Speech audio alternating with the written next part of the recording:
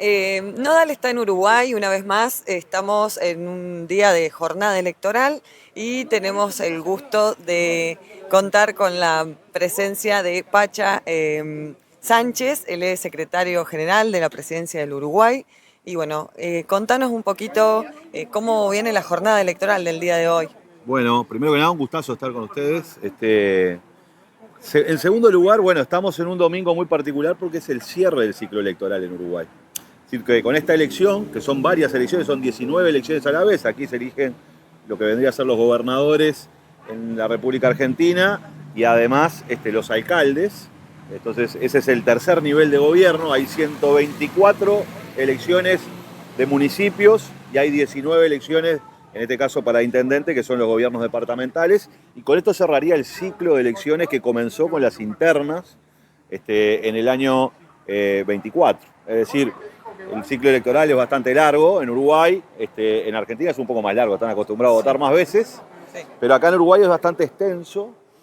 Con esto terminaría un ciclo político y electoral, con la victoria del Frente Amplio, y el desafío de un elemento bien importante. En esta elección, además, se está probando un nuevo instrumento por parte de la derecha, porque en los tres departamentos donde actualmente hay gobierno Frente Amplista, que es Montevideo, Canelones y Salto, la coalición se presenta como tal.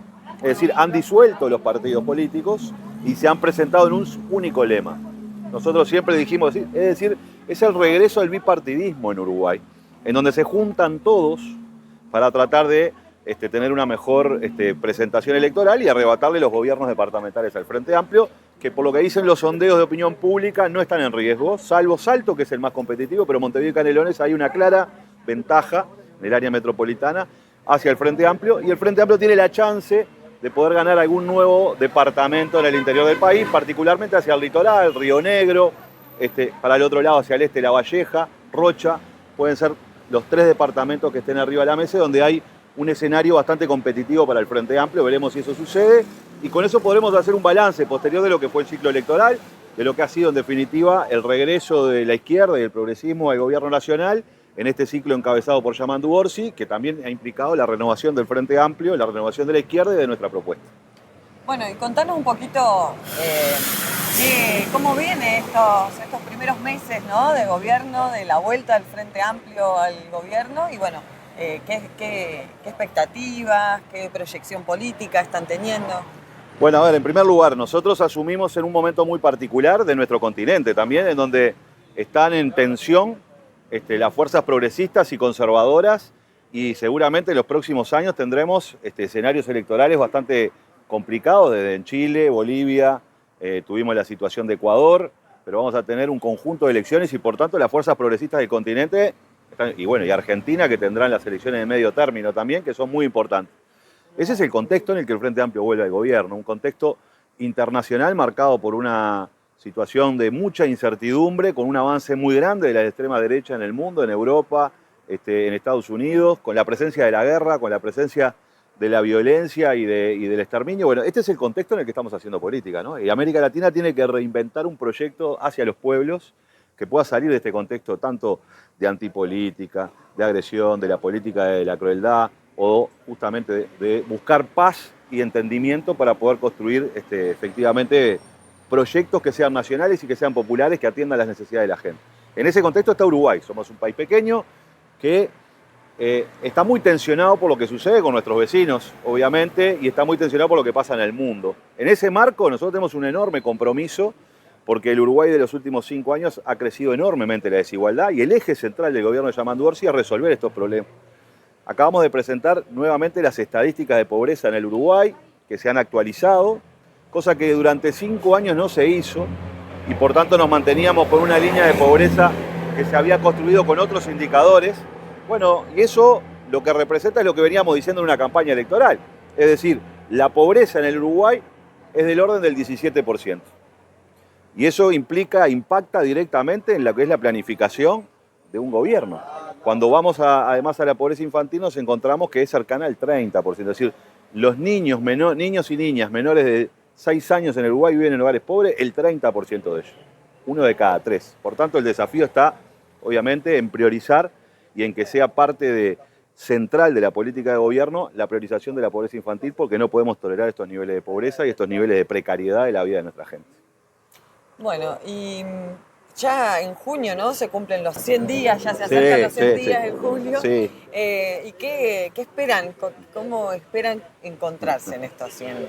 Bueno, es verdad, acá en el Uruguay se está dando una discusión muy fuerte porque venimos de un gobierno.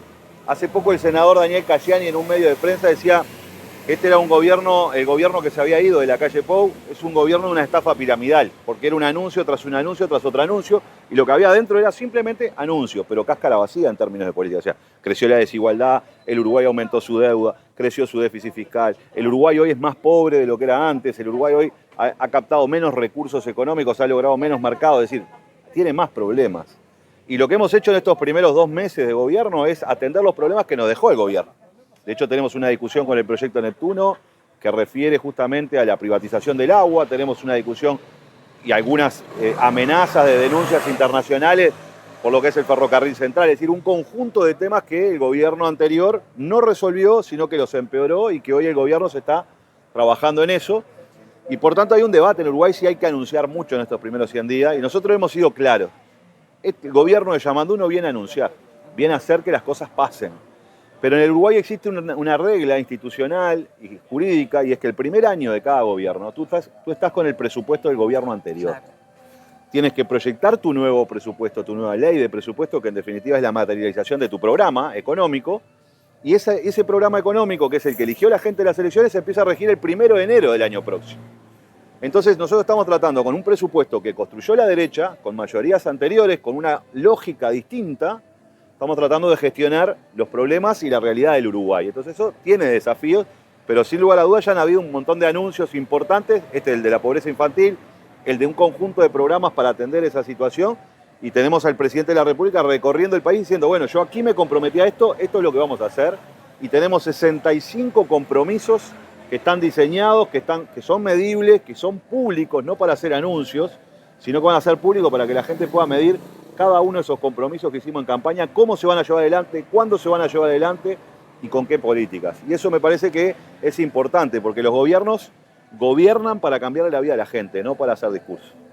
Excelente. Bueno, muchísimas gracias por tu tiempo y seguramente nos estaremos encontrando. No, gracias a ustedes por su militancia, por siempre abrir un canal alternativo para que los pueblos tengan una voz diferente, para que nos podamos escuchar, para que podamos comprender las luchas que están sucediendo en otro lado. Así que gracias a ustedes que están siempre presentes en las distintas luchas de nuestros pueblos.